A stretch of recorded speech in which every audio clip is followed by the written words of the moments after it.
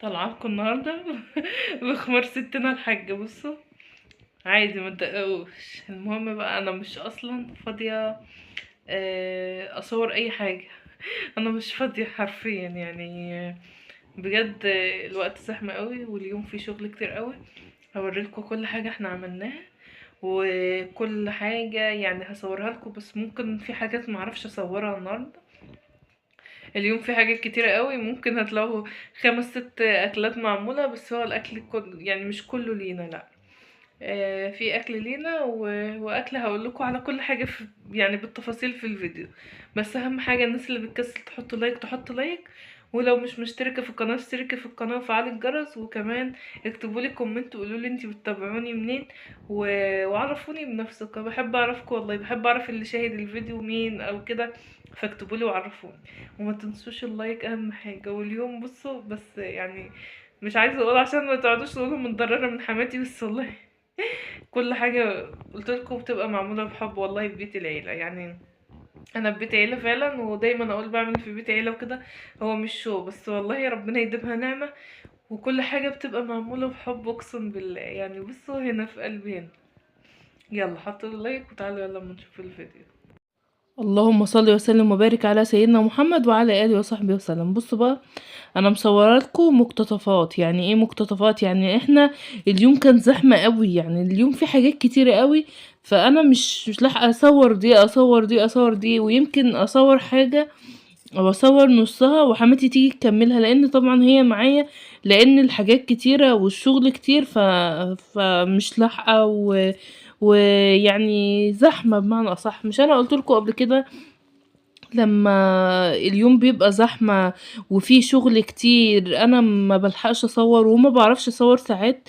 يعني ما بصور لكوش غير في اليوم الرايق كده اللي انا هصور على مزاجي كده وبراحتي يعني. او معنى اصح يعني مثلا انا اللي هعمل الحاجة الفلانية، هعمل 1 2 3 التنظيم الوقت ده يعني اكبر نعمة بجد. ازاي ان انتي تنظمي وقتك، ان انتي تبقى منظمة ازاي هتصحي وتعملي 1 2 3 4 معروفة. يعني انا ببقى نايمة عاملة حسابي ان البيت مثلا مش نضيف، بكرة السجاد عايز يطلع ما طلعش بقاله يومين، انا بكرة هقوم اطلع السجاد، ولو في مواعينتين كده في الحوض بتوع الفطار ولا حاجة اعملهم، والغدا. وان شاء الله يوم سهل ورايا غسيل ببقى عارفة ان انا هغسل او هحط دور في الاوتوماتيك، احط دور لحماتي. يعني اليوم بيبقى منظم كده، ده بيبقى اكبر نعمة بجد ان انتي تنظمي يومك. بصوا بقى، بدأت بالمحشي لان تسبيكة المحشي قلت اعملها قبل ما احط حاجة على البوتاجاز، وهركنها في جنب. وعذرا بقى لو البوتاجاز مثلا مش نضيف النهاردة او كده، انا ما غسلتوش ويعني ما لحقتش. انا اول ما قمت من النوم لقيت حماتي يعني بادئه يعني بتقول يلا هنبدأ. يعني يا دوبك مثلا اخدت سندوتش كده وانا واقفه، ما قعدتش فطرت وكده، لا. فعملت بقى التسبيكه بتاعه المحشي. كان البصل جاهز في الفريزر، طلعت كده وحطيته لاني طبعا مش لاحقه. وخلطت الطماطم وحطيت له البهارات: ملح كمون كزبره شطه فلفل اسود والسبع بهارات، وسبتها لحد ما اتسبكت بالمنظر ده. وطفيت عليها لما بتنطر سمنتها على وشها، فهي كده بعرف ان هي خلاص اتسبكت وبقت 100 100. حطيتها على جنب تبرد عقبال ما اعمل حاجة تانية، لاني طبعا مش هعرف احشي والتسبيكة سخنة. حماتي راحت جابت السمك ده، جابت كمية لان اللهم بارك يعني. احنا هنبعت الصعيد، سيلفي بيسافروا الصعيد وكده وقاعدين هناك، فبنبعت لهم اكل جاهز لان هم رجالة وكده هناك يعني.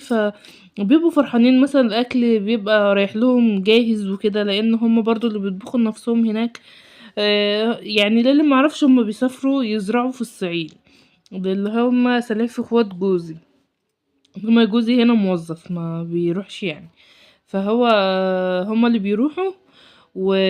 وما بيجوا رايحين بقى يعني بيجوا مثلا يقعدوا اسبوع 10 ايام، وما بيجوا ماشيين عايزين نعمل لهم اكل يكفيهم يومين 3 4 كمان، واكل يتحط في الفريزر. يعني السمك ده هننضفه وهنعبيه في اكياس على قدهم هنحطه في الفريزر، هياخدوه من التلج ويروحوا يحطوه في التلاجة هناك في الصعيد في المنيا. فهي جابت كده يعني تقريبا هما كانوا 8 كيلو او 7 كيلو مش عارفة. المهم هي جابت لنا احنا شوي، وجابت اللي احنا هننضفه اللي هو الكبير. يعني جابت الوسط نشويه والكبير هنحجزه. طبعا الكاميرا مش جايبة السمك على طبيعته، يعني ده كبير اللي هو اللي في الطبق ده اللي هو الشوي. واللهم بارك زي ما انتوا شايفين السمك كله صاحي. السمك احنا عندنا هنا يعني المزارع جنبنا والبحر والبحيرة والنهر، احنا متحوطين، احنا يعني ما شاء الله احنا في كله جنبنا، يعني عندنا البحر المتوسط، بحيرة البرولوس، النهر عندنا، المزارع، فالسمك متوفر من كل حتة عندنا. فقلت انا امسكه كده احجزه، يعني ممكن مثلا احجز شوية واعمل حاجة، لان هي الكمية كبيرة. فالمهم انا بدأت ان انا احجز شوية كده، يعني عملت حوالي نصهم وبعد كده سبت الباقي عقبال ما اعمل حاجة. كانت حماتي بقى وهي بتجيب السمك، جابت خضرة وقالت هنعمل، وهي سابتني بقى في اللحظة دي، وراحت بيضت الرز. يعني احنا منشتريش رز جاهز، احنا ارياف، بيبقى رز شعير وبنوديه المكنة يتبيض، مكنة البياض بتبيضه، يعني بتحط مثلا رجاع في جنب والرز في جنب، اللي هو انا بشرح للي هم في مدن او ما عندهمش الحاجات دي، انما اللي زينا كده فاهم انا بقول ايه. هنا بقى احنا كنت نضفت السمك كله، بس ما يعني فتحت بطنه بس ما نضفتش بطنه ولا شلت القشر من عليه. نضفته بس وسبته، وقلت بقى انا همسكه اطلع بطنه بقى مرة تانية. يعني انا كنت اخدت فصل كده، عملت الدقة بتاعت السمك، الشرشة بتاعت السمك المشوي. طبعا انا عاملاها معاكم كذا مرة قبل كده، يعني حطيت في الشفشة مية، ملح، كزبرة، كمون، شطة، حطيت كزبرة خضرة يعني وشبت، حطيت فلفل وحطيت طماطمايه وحطيت توم وليمون. التتبيلة دي او الشرشة دي بتبقى يعني طعمها فوق الجمال، يعني بتبقى حلوة قوي لما بتخدميه. ساعات فعلا ما بيبقاش متوفر عندنا مثلا خضرة، مش متوفر عندنا فلفل، يعني في اوقات كتير بتيجي علينا ما بيبقاش متوفر عندنا حاجة، عادي بتصرف يعني. بس اهم حاجة الليمون والكمون، الحاجات الاساسيات بتاعت السمك، فاهمين؟ لكن لما بتحوجيها كده بقى بتبقى اللهم بارك السمك طعمه تحفة فعلا. يعني الثوم مع الخضرة مع الفلفل والطماطم والتتبيلة بتاعتك بقى، اهم حاجة كتري الليمون في السمك. وهي جابتهولي بقى، عملته شويته في الفرن وجابتهولي، وانا شرشته في الشرشة بتاعته دي وحطيته في جنب، وكنت طبخت الرز وكده. خلصنا الطبيخ بتاعنا احنا بتاع البيت، يعني هو ده غدانا. عملت شوية سلطة والسمك والرز وخلاص. يعني هو لو كان الغدا بس كده كان هيبقى يوم سهل جدا، بس انا قلت لكم اليوم فيه تفاصيل كتير جدا. انا صورت يمكن تلت التفاصيل والله العظيم. يعني انا هقول لكم دلوقتي انا عملت ايه تاني. السمك هنا انا كنت بغسله، بس اتضح ان هي الكاميرا مش جايبه الجزء ده، فانا بقول لكم الفراخ دي بقى احنا مربينها. الفراخ دي طلعت ذبحتها انا وحماتي، ومسكناها نضفناها كويس وغسلناها كويس جدا وفتحناها، واللهم بارك بقت زي الفل كده، شمع يعني، اللهم بارك. طبعا بقى هنعمل فراخ برضو، يعني السمك حجزناه وغسلته، حماتي عبته وحطيته في الفريزر. يعني هي لها تعبئة بقى، هي عارفة بتحط كام سمكة مثلا في الكيس او كده، فبتعبيها على عددهم وبتقسموا عليهم بقى، يعني كذا اكلة كده. لان طبعا في الصعيد مبقاش متوفر السمك الحلو ده، فاهمين؟ يعني ممكن يجيبوه مثلج من هناك، لا هم بيحبوا احنا بنجيبه من هنا عشان بيجي صاحي زي ما انتوا شفتوه كده وفريش. الفراخ طلعنا ذبحناهم، يعني هم دول اللي كانوا باقيين عندنا. المفروض ان احنا كنا نعمل صينية لسيلفي، فالمهم هي قالت هما 3 نجيبهم بالمرة ننضفهم، مع ان اليوم كان زحمة، بس قلنا ماشي تمام مفيش مشكلة. فطلعنا ذبحنا الباقي وغسلناهم، وهنعمل له فرخة بقى اقطعها وبعد كده عملت صينية تانية، فاهمين؟ يعني هقول لكم دلوقتي كل حاجة. زي ما انتوا شايفين كده بقى انا كنت بغسلهم، يعني بقطعهم الحاجات بتاعتهم وبغسلهم وبرجع بقى تاني بليمون وملح وكده بيخلي اي زفارة تروح. الليمون والملح اهم حاجة، ولو في دقيق بقى، بس بصراحة انا ما حطيتش عليهم دقيق، انا كنت مستعجلة خالص فقلت بقى انا هحط عليهم ملح وليمون و... وهم ما شاء الله يعني التربية البيتي بتبقى حاجة تانية غير اللي بتيجي من بره. يعني التربية البيتي دي معروف ان هي بتبقى نظافة، مفيش اي زفارة مفيش اي حاجة، فبتبقى ريحتها فعلا بتفرق عن اللي بنجيبها من بره. ممكن بنجيبها من بره ريحتها بيبقى فيها ريحة معينة كده، اللي احنا بنربيها في البيت ما بيبقاش فيها الريحة دي. فزي ما قلت لكم بقى انا كنت غسلتهم كذا مرة، وبعد كده حطيت الليمون والملح كده، بكتر الملح عشان الملح ده بيشيل اي زفارة وبيشيل اي حاجة في الفراخ مع الليمون، فاللهم بارك كانت حلوة جدا. المهم بقى قلت ان انا اقطع الفرخة اللي انا هعملها، وهعمل معاكم صينية اوريكم انا بعملها ازاي. بعملها ني في ني، ما فيهاش اي افتكاسات خالص. بس انا بعد ما عملت الصينية بتاعته دي، فراحت حماتي قايله لي ايه، هو مش هيمشي الصبح بدري، يعني احنا كنا بنعمل الحاجات دي على اساس ان هو يصبح يمشي، فهو قال هنمشي الظهر. رحت قلت لها خلاص احنا عملنا الصينية مش هنحمرها غير بكرة، يعني حطيناها في التلاجة وحمرناها تاني يوم. بلس بقى عملنا احنا لينا تاني اللي اكلنا احنا الغدانا تاني يوم، فعملنا الاتنين وعملناهم في الفرن. هوريكم كل حاجة برضو ماشية ازاي. انا لحد دلوقتي ده يومي ماشي تمام، يعني التصوير بقولكوا يعني في حاجات انا بعملها ما صورتهاش مقتطفات كده. فقلت انا اعمل له الصينيه اول حاجه، يعني احطها على البوتاجاز عقبال ما اعمل حاجه جنبها، يعني الحاجه اللي هي تتحط على النار بتعمليها، انما يعني مثلا مش هتسيب الفرخه او هتسيب الصينيه عقبال مثلا ما تعملي المحشي وبعدين تحط الصينيه. لا، طب ما انتي تحطي الصينيه جنبك وبعد كده اعملي المحشي، يعني انجاز في الوقت. ويعني تحاولي كده تشغلي مخك في الحاجات اللي ممكن ان هي هتعدي او هتتعمل جنب حاجه تعمليها جنبها، مش ان انا كل حاجه، لا كل حاجه اخلص الحاجه دي واعمل الحاجه دي، لا، ما الحاجه دي لو تنفع ان هي تبقى مع الحاجه دي وتعمليهم الاتنين في وقت واحد.